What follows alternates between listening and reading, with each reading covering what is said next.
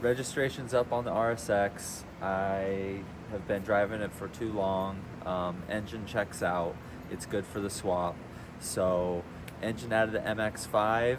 So, gonna finally take the engine out of the RSX and take that adapter kit for that RX-8 transmission and put everything together. So, Honda engine in Mazda MX-5. So, let's get the engine removed out of this Honda.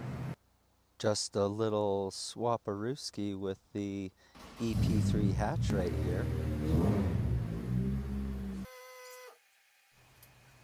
Alright, one last shot before I rip it apart. Gonna put the engine in the MX-5. What would you put back in the RSX? From what I know, we gotta drop this whole engine and transmission down out of the car with the subframe. So I'm gonna get started on that. Gonna just turn it into a time lapse and let you follow me around, and let's see how it turns out. Engine out of the car. All right, here we are back at home. You and I are actually watching this together. Let's drain the coolant out of the car first. Then we'll take the intake out and anything else that's along the top here while we let that drain. Shifter cables and battery are going to be a must. There's little trinkets with the battery tray and such. Make sure you label things if this is your first time ever taking something apart. This will be my first engine swap, so I really need to pay attention to a lot of the things here that I may want to keep or discard and leave with the RSX. But for the most part, just need the engine, the wiring harness, and the ECU out of the car. But there are so many hoses and electrical connections that can be adapted in between the swaps, so you gotta really have an open mind when you're taking things apart at the same time. Well, with the coolant drained, we're gonna do the motor oil. It looked good coming out. There's the exhaust system. You gotta separate from like the catback and your O2 sensors and any brackets that might be attached to the chassis or subframe that'll affect things when you drop it down. While we're under here, we'll get the lower radiator hose and any sensors that are plugged in.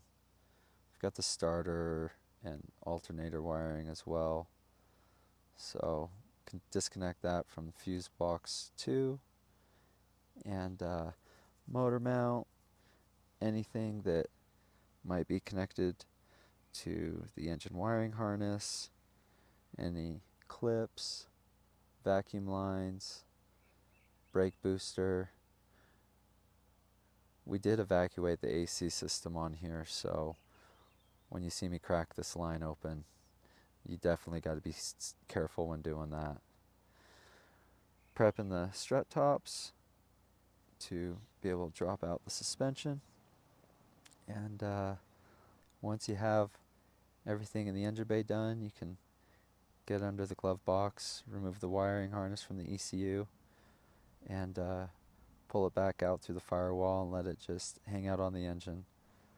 After the engine bay is complete, basically you have some choices to make in the wheelhouses, like either removing the brakes and dropping the whole suspension, or pulling out the CV axles and letting the suspension dangle.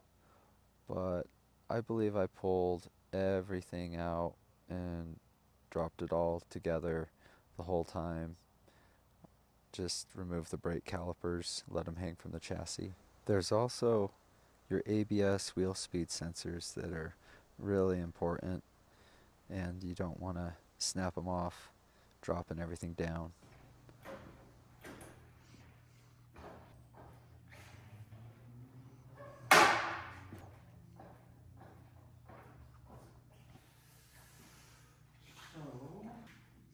Just took everything off that's attached to the engine and the subframe. We're gonna see what's forgotten about here in a second. If not, it's gonna fall out. But not too fast, hopefully.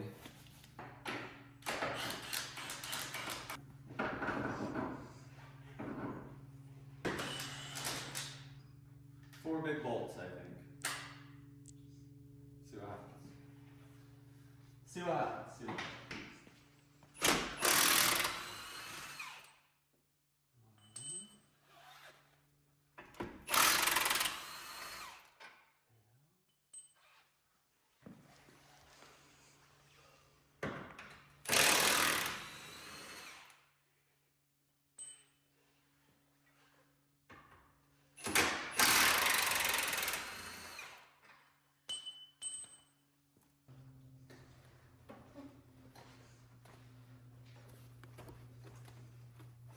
AC line, attention.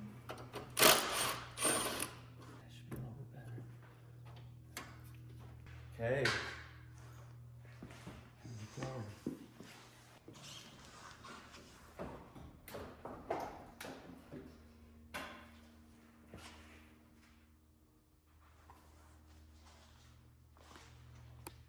Oh, one more.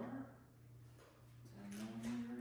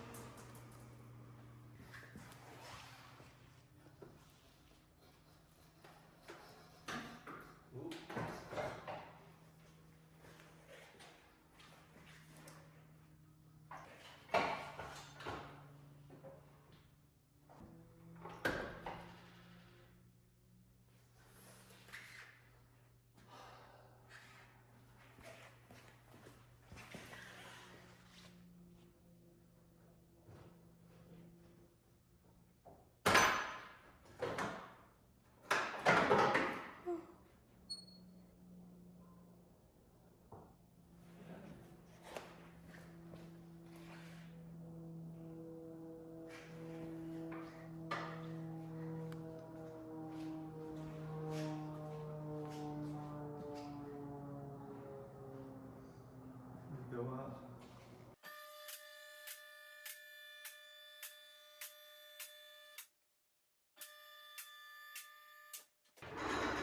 Well,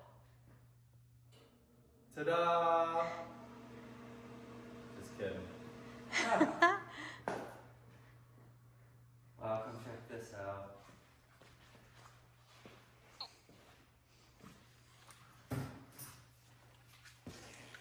How big of an oil leak this thing is. Oh my gosh. Oh my gosh.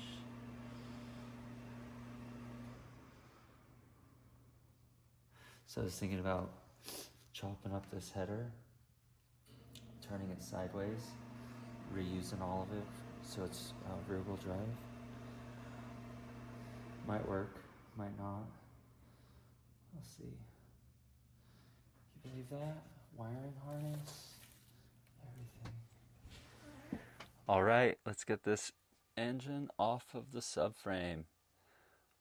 We are ready for a home run here. Just the last couple pieces are going to be the front and rear engine brackets. Disconnect those. Pop the CV axles out. And we can get the engine hoist hooked up.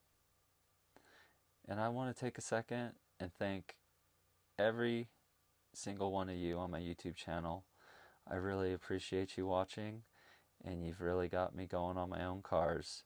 I'm doing a lot more wrenching than editing, so let me get this mess cleaned up, back to the computer desktop, and here's some K20 noises.